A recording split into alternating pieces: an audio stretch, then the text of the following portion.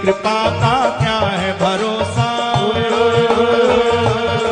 देते हैं पशु पक्षी व्यक्ति आदि के रूप में हमारे सामने ऐसी परिस्थिति आती है कि हमें सेवा करनी चाहिए, तो हमें उस समय उस सेवा का उल्लंघन नहीं करना चाहिए। प्राप्त सेवा को भगवत कृपा मान करके वो भगवत प्रसन्नता के लिए, चाहे वो कोई भी हो, कोई भी पशु पक्षी हो मनुष्य हो, कोई सेवा के समय ये नहीं देखा जाता कि ये कौन है, भावना की जाती मेरे प्रभु हैं मुझे सेवा का अवसर दिया है। पर हमारी तो दशा ही कुछ भी अलग है। हम प्रभु की भी सेवा करते हैं तो सौदेबाजी के साथ, बिना सौदे की प्रभु की भी सेवा नहीं करते कि देखो कैसी हमारी बुद्धि गिर चुकी है। बिहारी जी आपके लिए फूल बंगला 5 लाख का बनवाएंगे, आप हमारा ये काम कर दीजिए। आप विचार करो, क्या तुम बोल रहे हो, तुम्हें समझ में नहीं आ रहा? ये रुपया ले लो, ये फूल बंगला बनवा दे रहे हैं, तुम्हें 56 भोग पवा देंगे, तुम ये मेरा काम कर दो। जैसे किसी व्यक्ति से कहा जाता है तुम्हें 5 लाख रुपए देंगे, तुम्हें एक बंगला भी दे देंगे, तुम्हारी व्यवस्था कर देंगे, उस दुश्मन को मार दो या अमुक कार्य कर दो या अमुक कार्य कर दो। कौन हो आप? भक्त हो आप भगवान की सेवा कर रहे हो, आप भगवान की उपासना कर रहे हो कि उनको आदेश कर रहे हो? मालिक तुम बन गए अपने शरीर के, अपनी कामनाओं के। कहां हो तुम मालिक? शरीर पर तुम्हारा अधिकार है, जब जहां जो जैसा होना वैसा हो जाएगा, तुम रोक पाओगे? अरे प्रभु को प्रभु की जगह रखो, प्रभु को नौकर बनाने की कोशिश मत करो। प्रायः हम भक्त कहलाते हैं, हम सेवक कहलाते हैं, और स्वामी के साथ बर्ताव कैसा करते हैं? तुम्हें हम पाठ सुना देंगे, तुम्हारे मंत्र का इतना जप करेंगे, पर इतना काम करना होगा आपको। क्या है तुम्हारी बुद्धि? बोले फिर हमारा काम कैसे चलेगा? तुम्हारे मांगे बिना वो समझेंगे थोड़ी तुम्हारी बात।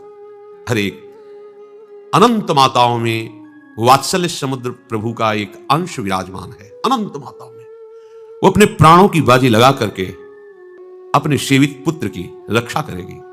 किस समय क्या उसको पवाना है, कैसे रखना है, ये बच्चे का विषय नहीं है। बच्चा तो निश्चिंत रहता है, ये सारी चिंता मां को रहती है। अनंत माताओं का वात्सल्य प्रभु के वात्सल्य समुद्र का, अगाध वात्सल्य समुद्र का एक बिंदु है। ऐसे प्रभु को तुम्हें कहना पड़ेगा कि हमारी ये व्यवस्था कर दो। क्या समझे हो तुम प्रभु को? क्या समझे? तुम भक्त हो?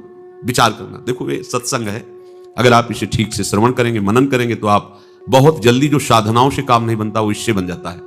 इसलिए सत्संग के बराबर कोई नहीं साधन रखा गया है। तात स्वर्ग अपवर्ग सुख धरी तुलाय कंग, तूल न ताहि सकल मिल जो सुख लव सत्संग। हम प्रभु के हैं, इसकी पहचान यही है कि प्रभु की जगह केवल प्रभु होने चाहिए। प्रभु की जगह कोई वस्तु प्रभु बनकर, कोई व्यक्ति प्रभु बनकर, कोई व्यवस्था, कोई घटना, कोई परिस्थिति प्रभु हमारा न बन पावे। आप विचार करके देखो, क्या इतना सुरक्षित है आपका प्रभु का स्थान आपके हृदय में? यदि प्रभु को प्रभु की जगह तुमने विराजमान कर दिया तो प्रभु को कुछ करना नहीं पड़ता।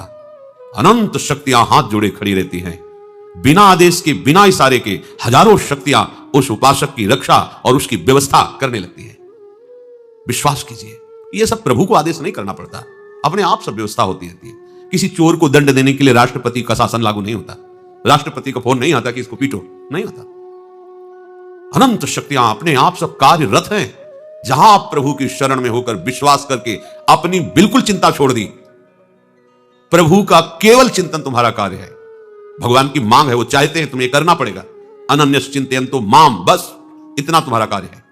अनन्य चिंतन, अनन्य आश्रय। फिर तुम्हें मांग नहीं करनी पड़ेगी। कैसे मांग करनी पड़ेगी? सर्वज्ञ, सर्वत्र, सर्वशक्तिमान और सर्वसुहृद, सुहृदम सर्वभूतानाम। ओह, विचार करो आप, जिसको हमने अपने प्रभु के स्थान पर विराजमान किया है वो सर्वज्ञ है, उसको बताने की जरूरत नहीं। वो सर्वशक्तिमान है, कुछ भी ऐसा नहीं जो उससे हो नहीं सकता। जो था, जो है, जो होगा, सब उसी से होता है। वो सर्वत्र है, तुम्हारे पास है, और वो आपको बहुत प्यार करते हैं। सुहृदम सर्वभूतानाम। फिर आपको क्या जरूरत है चिंता करने की? फिर आपको यह कहने की कैसे जरूरत पड़ गई कि हम आपको भोग लगा देंगे, आपका ये कर देंगे, आप हमारा काम ये कर दो? कितनी मंदबुद्धि है।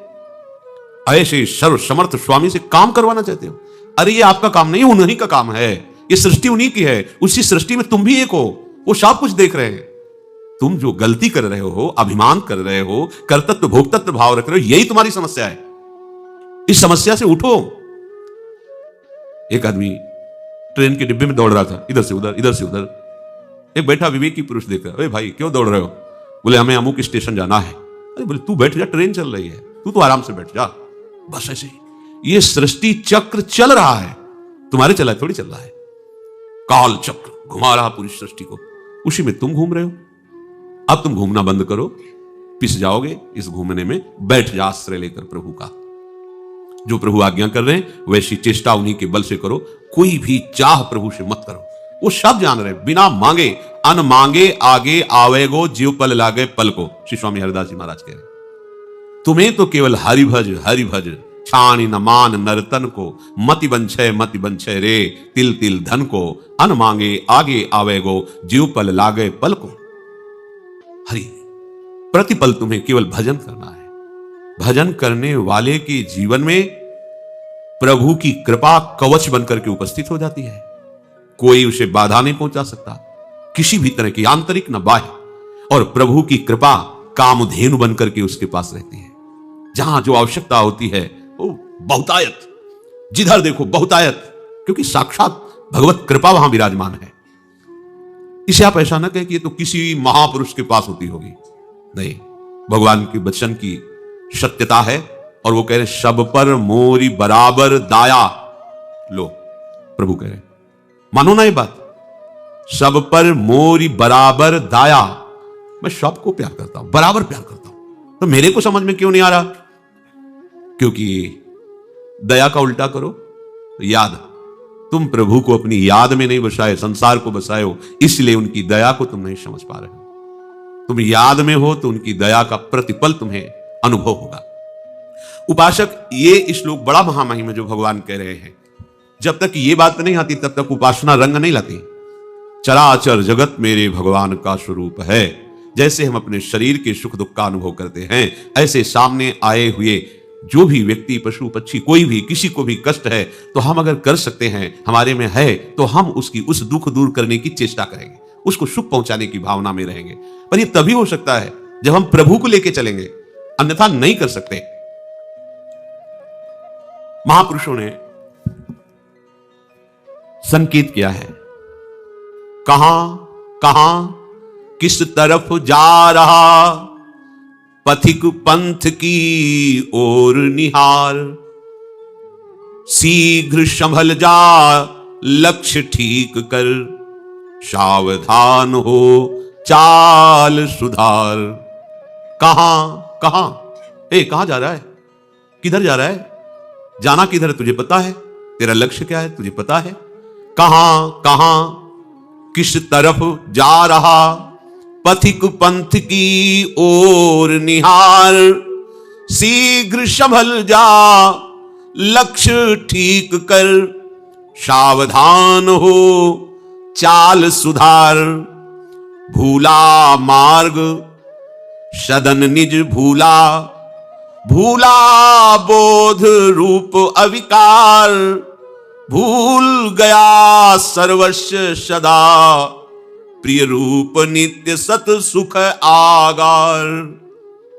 ठहर दौड़ना छोड़, देख टुक पल भर को निज ग्रह की ओर, मोह त्याग मुड़ पकड़ पंथ सुचि, सरल सुखद तज झूठा सोर। सत्वर चल चुपचाप नाम जप, देख सभी में नंद किशोर, सभी में सभी समय, मुस्काता प्यारा मुनि मंचोर। कहां जा रहे हो, तुम्हें जाना कहां है, किस तरफ तुम जा रहे हो? ऐ पथिक, ऐ उपासक, अपने पंथ की ओर चल, अपने मार्ग की ओर चल। शीघ्र संभल जा, अभी समय है, आगे तुझे समय नहीं मिलेगा। लक्ष्य ठीक कर, सावधान हो, अपनी चाल सुधार, लड़खड़ाना बंद कर, गिरना बंद कर। विषय आकर्षण से लड़खड़ा कर तो जो गिर रहा है ये ठीक नहीं है। तू भूले हुए मार्ग में क्यों जा रहा है जहां भूल भुलैया ही है? ये संसार ऐसा भूल भुलैया का मार्ग है, आज तक कोई इससे निकल नहीं पाया है। भगवान कृपा करते हैं, निकले हुए संत महात्माओं का जब संग दे देते हैं और हम उनकी आज्ञा के अनुसार चलते हैं तो इस भूल भुलैया में से बचा के वो हमें सही मार्ग, अपने घर का पता बता देते हैं। भूला मार्ग छोड़, सदन निज, अपने भवन की तरफ देख जहां तुझे जाना है। श्रीधाम वृंदावन आए मिले परिवार आपने, ये हमारा घर है, ये हमारे परिवार के हैं, यही हमारे हैं। श्यामा श्याम, श्यामा श्याम का समस्त परिकर धाम हम यहीं के हैं, इन्हीं के हैं। भूल करके भूल भुलैया संसार में भटक गए।